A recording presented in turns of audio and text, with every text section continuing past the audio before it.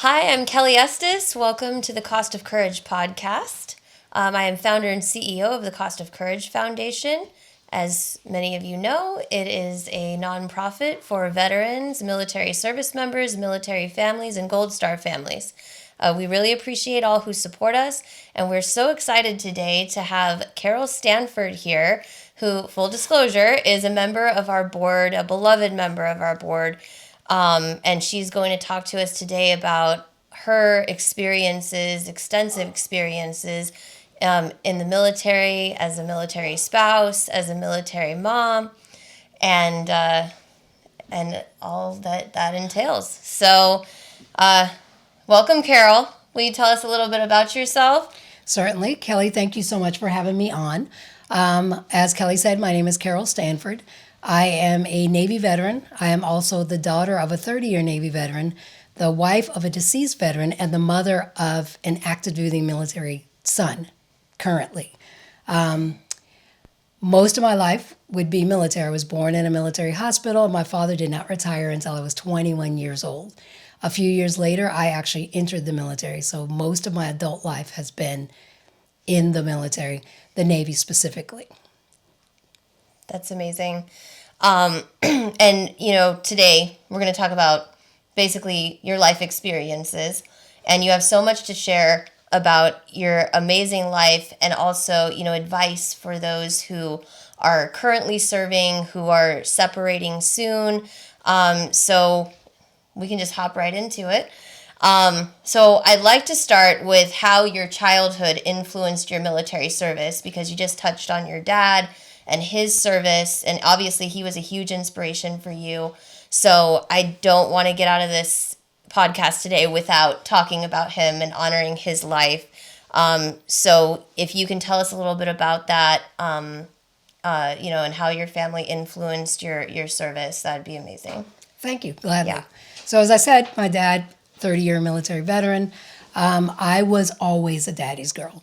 From the time I can remember to the day that we lost him, I've always been a daddy's girl. I admired my father's integrity, his commitment to others, not just in the military, but just in the neighborhood. He was always this person that was always looking out to help others. I come from a family of 10. I have 7 siblings. So that household was very much like the military anyways. It was run that way. We had to do the very same things that I had to do in boot camp that we did in our house. Growing up, I knew I wanted to go to college. I knew there was a lot of things that I wanted to do, but there was also a part of me that knew I also wanted to be of some sort of service.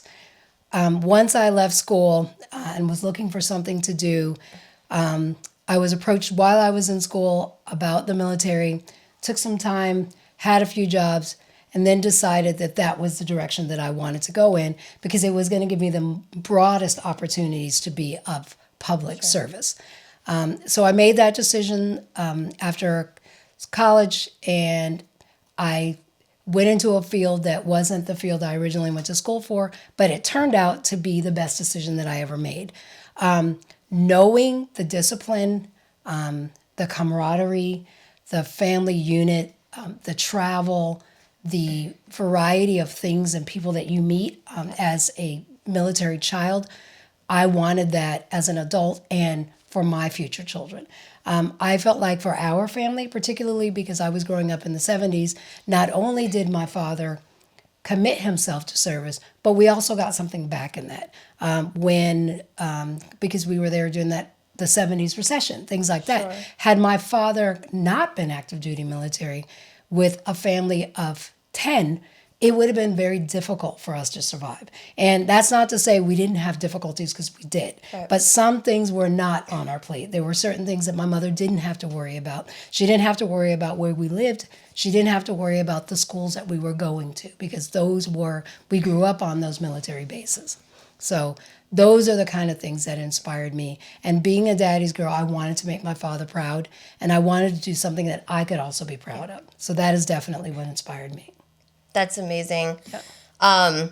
And so when you joined, how did your dad feel about that? Was he supportive, in terms of, obviously being proud of you, but did he have reservations about you going into the Navy? I can say from this side now, Yeah. what he said to me resonates with me. So what he said was, as a veteran, I am honored.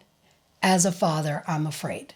And that is the exact same thing I said to my son, because there is a sense of honor to know that they're going to follow in that tradition. But there's also a sense of fear because you've experienced it. So you know when someone makes a commitment like that, that they are putting their lives on the line. And so you have that sense of fear, but your sense of honor and appreciation of them making a sacrifice like that, or me making that sacrifice, outweighs that. So That makes sense. Yeah. And so when you finally joined, and we were talking about this, defining moment. What was the best experience? What was the defining moment for you when you were in the Navy all those years? Would you say? And sorry to put you on the spot. I'm sure there was a lot of defining moments. It isn't. It's Yeah. I think the defining moment for me is when I actually discovered my purpose while I was there. Okay. So I went to school, and when I was in school, I thought I was going to be this therapist or whatever the case may be.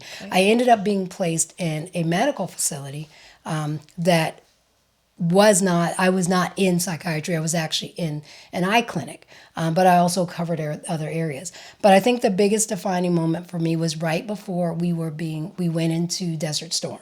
Okay. At that time, I was down at Camp Pendleton, and we were getting people ready to go. The way that happened and the organization that was done and all of the steps that had to take place in order to make sure, at this point it's a Marine base, so to make sure that our Marines are taken care of, the defining moment for me is I'm doing two things at that moment. I'm administering shots that have to be done, but the other 12 hours, I am getting people fitted for gas mask inserts. So when I went into the military, those were not my thoughts, but the thought at that moment was, whatever we do today is going to save lives, whatever that looks like. So you join the military because you wanted to be a public servant. You wanted to be a public servant in school. You wanted to help change lives. This is going to change lives. It's going to change them and save them. Also, my background did come into play because if you're at 19, 20, or 30 years old, and this is the first time you're going to go into a situation of the unknown, potentially combat, there's a sense of fear. As a Marine, they're not trained to show that fear. But as a healthcare professional or someone who's helping them, that's something you have to pick up on, and you have to be empathetic. But you have to do that respectfully and with dignity with these people. So we had a 2-day period where we worked 15-hour days getting these people ready. And during that time, it's one Marine after another. You're just seeing one after another. But every time one of them stepped in front of me, I took it personally to say, I'm going to make sure this person gets home safe. Whatever little bit I have to do, I'm going to make sure that I leave them with confidence, knowing that your unit can rely on you and we are going to take care of you. And for me, that was my defining moment. I'm sure they really felt that love, having somebody like that, to take care of them. I'm sure that impacted more people than you even realize. So, and you continue to bring that grace to everything you do, and it's what you brought to this board. Oh, thank you. For you, absolutely, yeah. We're very fortunate to have you, and I mean that kind of gets into what we do, as part of the foundation, and trying to support wherever we can with the food insecurity element, the scholarship element, helping patients who are have these pretty catastrophic injuries in terms of the art therapy that we're able to do. You're able to bring a lot of that experience into the realm, and I mean it kind of gets to my next question about the toughest part of your transition coming home, because as you know, we see a lot of veterans who it's easier for some than others to transition into civilian life. And, the challenges that a lot of people don't realize unless they've been through it. What was that transition like for you when it's time to separate from the Navy? What was that like for you? So first, I want to thank you and acknowledge you for saying easier and not just easy. It's never easy for anyone. Right. So I do like that is acknowledged. We leave the military, but it never really leaves us.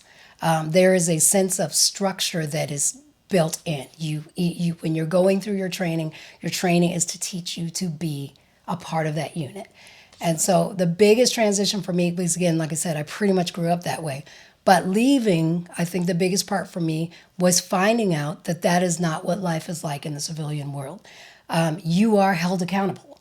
What I discovered, and I went from that to a management position or back into management, what I discovered is when you are managing people in the civilian world, there are going to be lots of personalities and lots of beliefs and lots of things that are unique to those individuals. And they're allowed to express and display all of that. That is not what the military is like. You are a unit. Yeah. You can be yourself. We don't try to change who you are. But you need to be able to work as a unit. And to do that, there are structures and there are rules that are set in place. And those rules are there so that we work together and we help each other and we all come home safe. And people that we are protecting are also safe.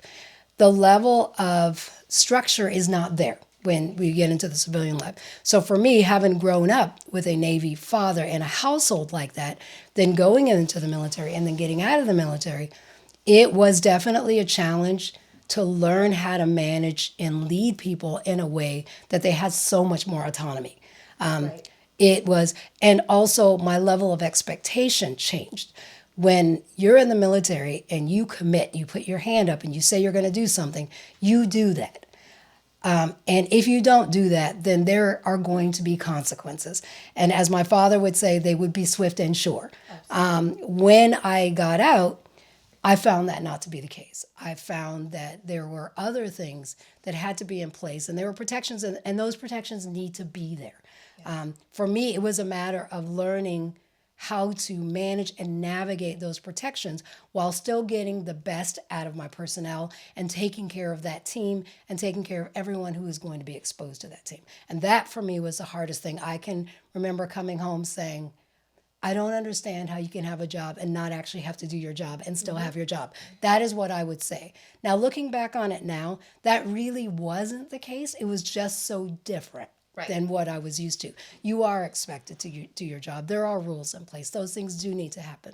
But people aren't, the level of expectation is not the same. You set this expectation in the military. This is the bar. You need to be at this bar. That is not what I witnessed in the beginning. The good news is I did learn how to manage that and take people where they were. But that was definitely a very hard thing for me. So. Oh, I bet. Yeah. As far as transitioning, what I would recommend if you're going to take, first and foremost, whatever it is you've been doing or whatever it is you do in the military, before you get out, find out where that translates. Find out what you can do to maximize those skills. So the Navy has what's called NECs, and those are Naval Enlistment Codes or the Officer Program. The other branches have MOSs, and they're very specific job duties. Those jobs translate in the military. But if you don't learn what yours translates to and how many areas you can use it in before you get out, you may find yourself in a position that you don't like what you're doing because you could be doing a different job. So we've gotten better with having people counsel and things like that. But from a personal standpoint, if you are, let's say, an electrician or an optician or you're some sort of enlisted specialty, look on those civilian websites and look at every certification that you should have or can have and get that certification while you're in the military because for one, they're going to cover it. And for two, the transition and translation in salary is going to make a big difference when you get out. So now you're going to come out as an expert ahead of other people, but also something that you know how to do because you've been doing it all along. And don't be surprised if some of the other things that you did translate to a different job that you might be interested in. So look at all of those options before you get out. No, that's wonderful advice, and that's what we've heard a lot, obviously, of, the not realizing that some of these skills would translate to certain civilian classifications. A lot of them. And that you mentioned the word structure, and that's what we've heard a lot as well, is, that's one thing that is missing, that component of I used to know what I was doing every day, and now there's just an adjustment of your course that needs to take place, and it's rough on a lot of people. I think a lot more people than we realize. So, And we're not taught to give each other grace. So, for right. instance, because the margin of error is so much smaller. Yes. And so the transition in giving yourself grace, but also learning to give others grace is very, very difficult. It's difficult not to think your first thought being, you're not trying, or why are you not trying, when maybe this Yeah. person has a different issue.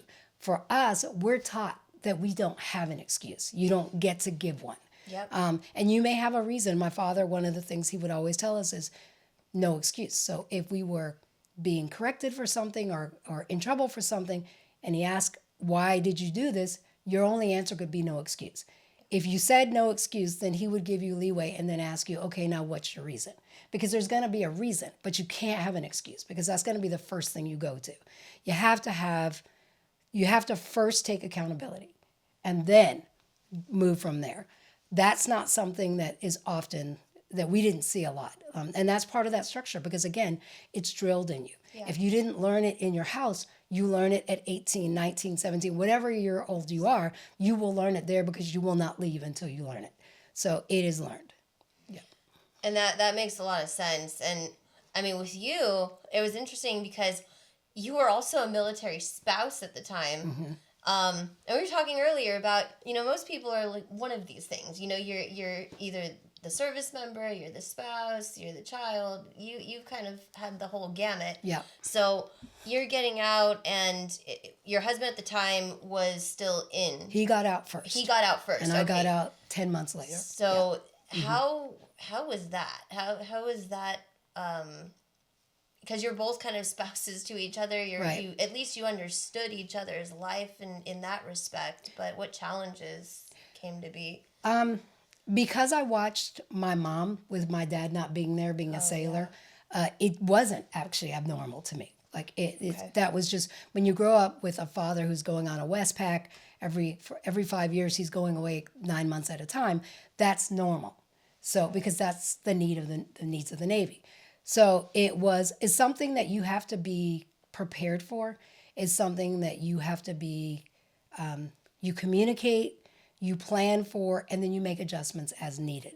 I've always been pretty independent anyways, so it's going to sound terrible, but it's like space. So there's a sense of space that you get. And of course, there's communication. It's certainly different now because there's so many ways that you can communicate. We didn't have that option. Sure. We didn't have phones that you could see each other. We didn't have Zoom. We didn't have any of that. And I'm a terrible letter writer. So it was phones or things like that. So you make those things work, but it's a matter of the expectation. If the expectation is not there, being a military spouse is not for everyone, and the divorce rates are fairly high. Part of it is because it already takes a lot of work to be married, but it takes even more to be married to somebody who's in the military because you don't have that communication. There are other factors that come into play. You have to really want to work at it and continue to adjust your expectations as needed. Sure. So. I mean, that makes a lot of sense, and it's obviously what we hear a lot of. I'm hearing so much of what, we hear a lot of in terms of, the requests that come our way for the foundation and the different dynamics that we deal with, obviously. And there's so much commonality. And I wish people would see that they're not alone. Mm-hmm. You're not unique in that respect. And there is a support system.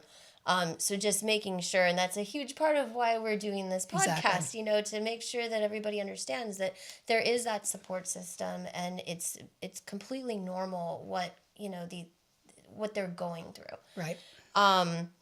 So you have another interesting dynamic in your life that, you've been out for quite a while, but now your son has joined the Navy. He is following family tradition. Mm-hmm. And you can't speak for him, but it was part of his reasoning for getting into the Navy, kind of like you. It was a family tradition, and that legacy of service, was that an inspiration for him? I think, at least from our conversations, and he is my son for how much he divulged, I have 3 sons, and they're all very intelligent kids. Yeah. He is one of those kids that He sees it, he hears it, he knows it, he can do it. So he was not like his brothers that are more bookish. He wanted something that he could do more hands-on, but he wanted to be able to do more, even as a child. And I told him this probably when he was 4, but the joke is he was 2 years old and he had a Batman Halloween costume. And for 2 months, he wore that costume so I would have to take it off in his sleep, wash it, and put it back on him because he was Batman. And so he's always loved being some sort of a hero. Like he was that kid that tries to protect and take care of people. So I told him from the time he was 4, probably till he was 16, that McKinley, I see you as either paramilitary or military because you have that hero mentality. You are that person that is always looking out. You always want to take care of who you believe needs help, the marginalized, the weak, or whatever. So I see that in you.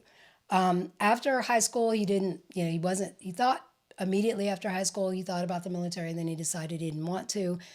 Later on, he began to think more about it, and he made that decision that is the direction he wanted to go because it did check some of his boxes. Sure. So it was going to allow him to continue family tradition because that's just who we are. But also it was going to allow him to be able to explore who he was and what value he could bring to the military.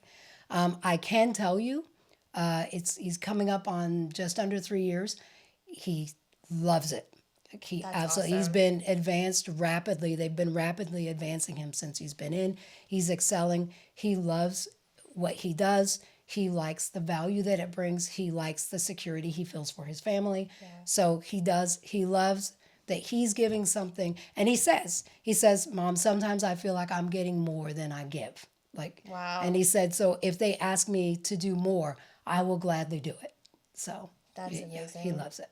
And that for our family, particularly because we're very much proud veterans, to hear him say that is, my sister and I were talking about one of those defining moments when you're a parent and you step back and you think, wait, that's my kid? Right. I did that? So that was one of those moments for me where I was in awe of my young man now, my son who's a grown man, and these are the things he's saying. And yes, he had to come to those decisions on his own, but as a mom, I definitely felt proud. So that's amazing. I mean, it's just incredible that, your whole family has given so much, you've sacrificed so much for this country, and it's continuing on. And, that dynamic too, I know how supportive you are, his amazing wife, your grandkids. Yep. You're really this unique support system as, grandma, mother-in-law. I know you're always there, for them. And are you seeing anything, different in terms of the younger generation of service and, military spouse, military children? Are you seeing a lot of the same trends like that you had experienced in those roles, or there are some that are the same and some that are different, and I think it has to do with technology. That definitely makes it different. Yeah. But I also think it's a different, because I'm a boomer, so we grew up a different way. Sure. So when I'm visiting my son, they live in military housing, and they're all cul-de-sacs, so you can see all the neighbors, all the kids, those things, and even seeing the wives or the partner, whoever they're married to, because sometimes it's the woman that's in and the husband is not.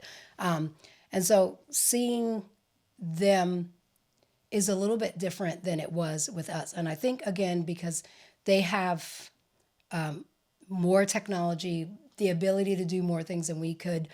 The women or the wives, because it's mostly wives in my mom's time, there was more what looks like camaraderie.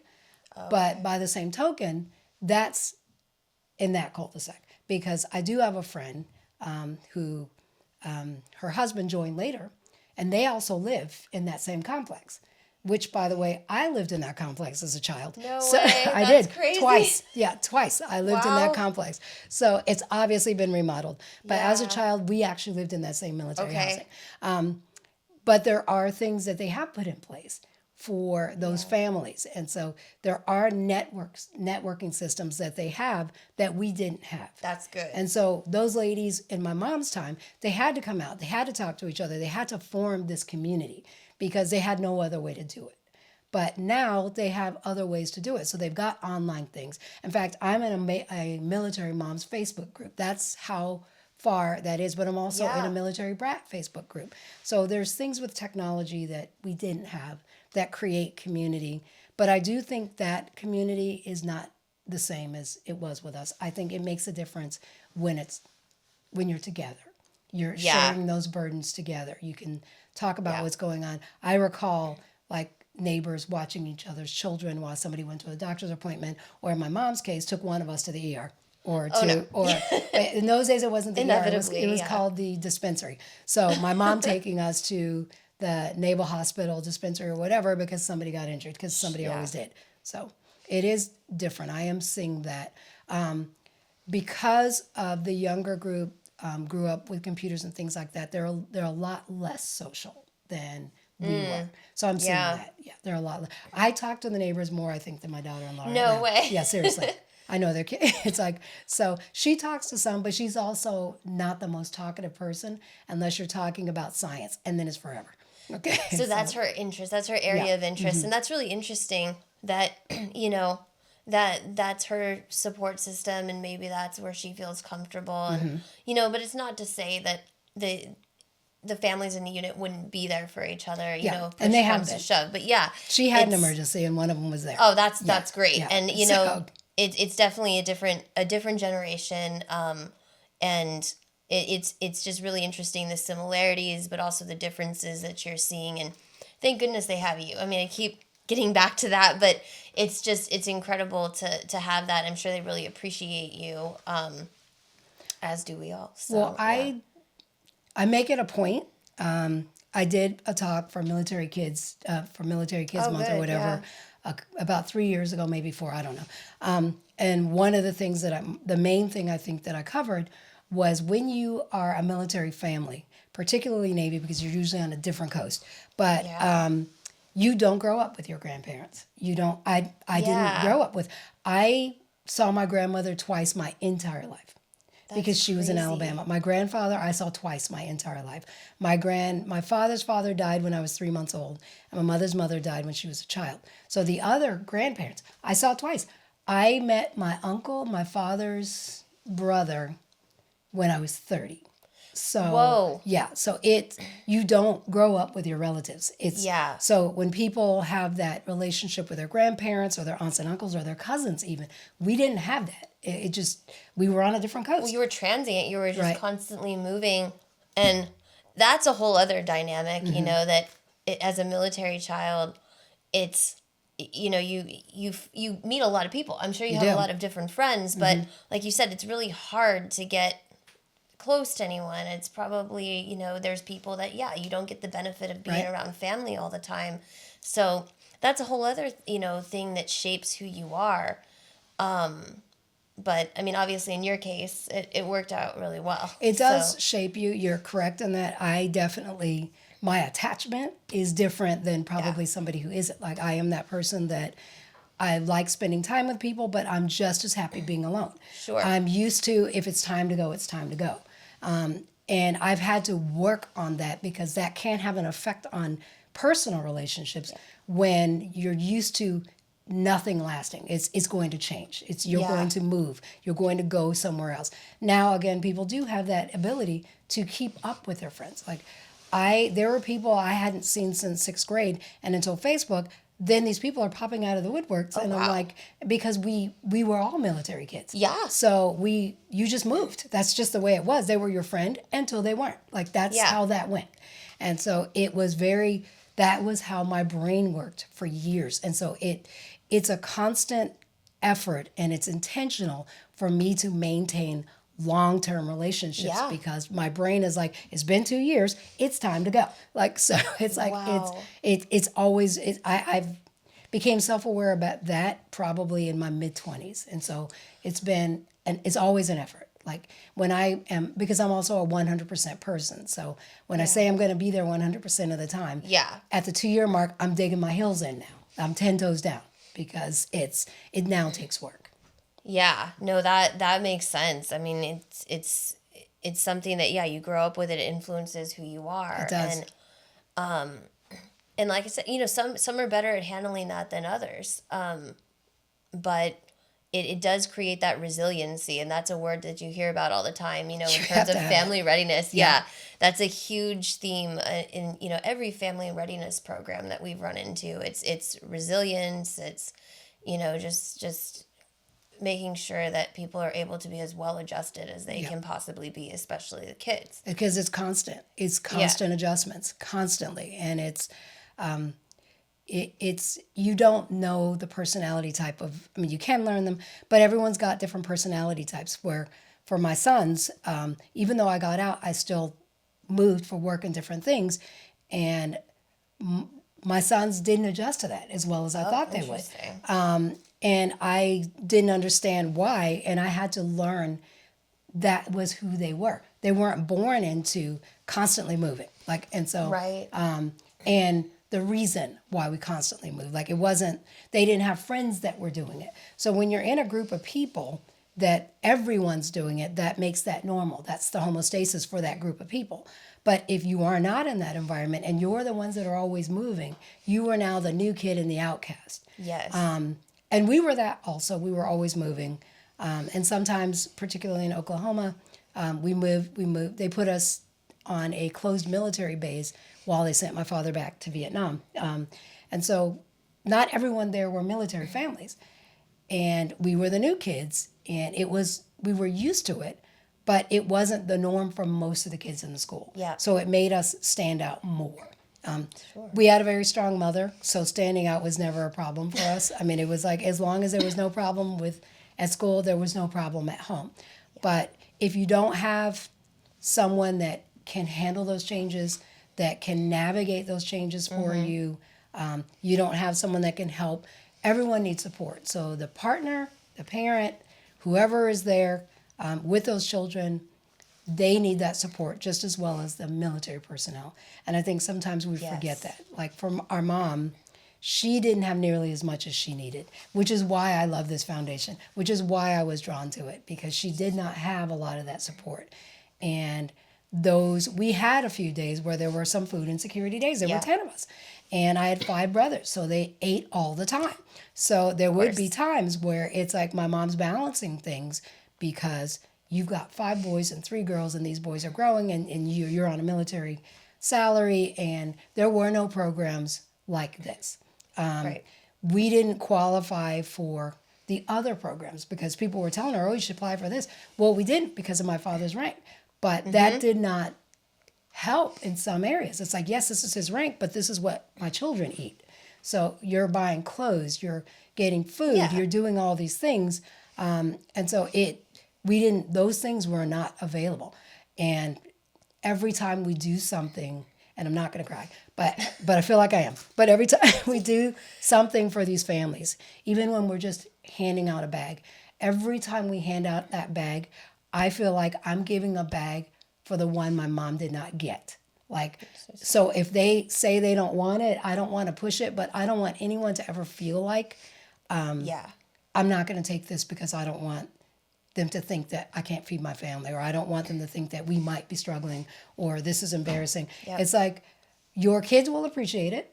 And if it's not for you and you know of a neighbor, like we say, give that to the neighbor. But every time we're doing that. Every time we do gifts, because we didn't get those either. So we didn't have Christmas stuff. None of that stuff happened. If my dad was on a ship, sometimes the ship would do something. But otherwise, no, that it wasn't another organization that thought about us or thought about anyone like that. So it's very near and dear to me for the cost of courage. I just keep thinking about, we didn't have it, but thank God it's here now. And I never want that to go away because of it. Because I remember what it was like as a child growing up and not having resources, and my mom having to be very proud. I mean, there's also, we have another element. I mean, you probably can't tell, but I have some melanin. And so there were other elements for us that we were judged by that. So if she asked for help, it would look like, well, we knew it. So there would be different things because people would assume, they would come to our house and visit and assume that we didn't all have beds. because there were 8 of us and we had melanin. And so my mom would have to give them the tour or whatever. And that was their ignorance. But the fact remains, you don't know what ignorance may be stopping someone from not taking advantage of this. So if I were to say anything, if nothing comes out of this, if you are listening, if you know someone, do not let that stop you. That's why we're here. My mother would have taken advantage of it if it was there. If I needed it when I was in, I would have taken advantage of it. And anyone who thinks that they might, please do it. It is worth it. It's something that we've decided that Kelly, it's been placed on Kelly's heart. And I think it comes from God to create this foundation because there are gaps. There are gaps. And people are fighting on front lines. People are fighting behind lines. People are in houses that they're now veterans and they may have left that battlefield, but the battlefield hasn't left them. Their families are feeling all of that. We're here to help. That's what we want. All we want to do is help. Just let us do it. That's all I'm asking. That's amazing. I don't even know how to follow that. Like, I'm going to cry. You're going to make me cry. I'm like, when I think about what we do, I want to cry too. So it's like. Well, yeah. And I mean, you brought up a really good point about when we're doing the grocery distributions, the last thing, it's like their military training kicks in and it's like somebody else needs it more than I do. Because that's what you're taught. That's what you're taught. And how many times, have we had to convince somebody there's plenty to go around and, they kind of take it. Or like you said, if they know someone, they're more apt to give it to someone else. And that's, it's just, it warms your heart when that kind of reaction happens. And it's just incredible to me that they're always thinking of somebody else besides themselves. And that's, like you said, it's why we do what we do, because it's a need. It's there, and it's been a need for so many years. And so many don't realize that happens. And I think it's people like your mom who had to go through it first. And they had to go through it and go through it hard. And now that there's a lot of people who, there are resources out there. So like you said, please let us help. And, it's an honor to be able to do it. So, yeah, I think people don't really understand. My daughter-in-law and I had this talk when my son first went in. They did qualify for a SNAP benefit. And as soon as he ranked up, they were $1 over. Oh my goodness. And so they don't now. She's very frugal. They're very good about what they do with their money. Very good with budgeting. They don't have debt. They did everything they could to make sure that they didn't, but that's their situation. It doesn't mean that they don't struggle, and it doesn't mean that they're better than people that are struggling, because they all are. There are things that she has figured out, and that's helpful for everyone. It is. But the reality is they don't make a lot of money. It's like people don't really understand what that pay scale looks like. People also don't understand that it's regional. So if you live in California, it's going to go up because cost of living is up. But if you move to Oklahoma, it goes down. Yes, so absolutely. People don't understand all of those factors. And then as things go up outside of military, they're not necessarily getting those raises. They don't necessarily catch up. But these are the people who have volunteered to take care of us. And so the least we can do is do the same.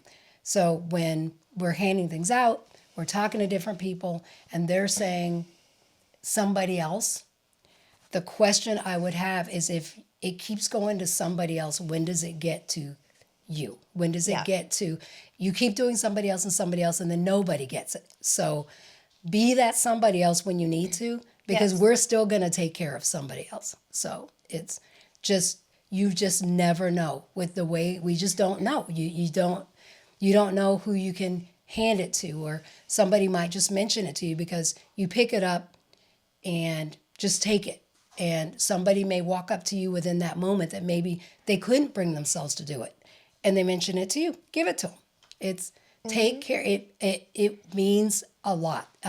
Just talking to my daughter-in-law with my son being active duty, I know what that looks like.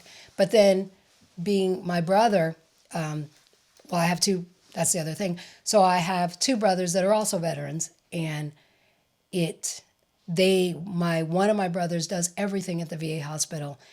It's healthcare. Everything is done there, and the help that he can get there, the support that he can get there helps. My dad worked for the VA after he got out. Oh, I didn't know. Yeah, he did 30 years Navy, 20-year VA, and everything he did was still at the VA hospital. Everything. If he didn't die at home, he would have died at the VA hospital. VA. He would have, because he would not. That's the only place he would go. I had to call his VA doctor. So, yeah, it's all of those services, whatever we can do to supplement that, that's why we're here. Because just because we're off the field or just because we're out of the service doesn't mean it's out of us. And we're always going to have that sense of, let's take care of other people. But again, from one veteran to another, let me take care of you, or one veteran family, let us take care of you. Because I know what it's like to not want to need something. But not still needing it doesn't change who you are. And not wanting it doesn't change the need. We can fix that. The things we can fix, let us fix those. That's right. I mean, that's what we've always wanted to do. Yep. You know, with the pantry that we have at the base, that's obviously brick and mortar. It helps the base population there. But doing what we do with our mobile, you know, being able to distribute groceries to vets in our own community and at other bases when we do it, as we've always said, you know, it's not just this one day we're handing you a bag, you know, and here's your groceries and we move on.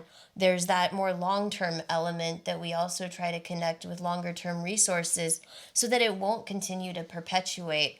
And that's always been a goal of ours to make sure that we address whatever the underlying issue is. Exactly. You know, if it's a financial thing, if it's a mental health situation, if it's an education deficiency, employment deficiency, those are the kinds of things that we try to connect, you know, the person with the long-term resources and kind of triage what's going on with that vet, with that service member, with the family, because every case is different, obviously.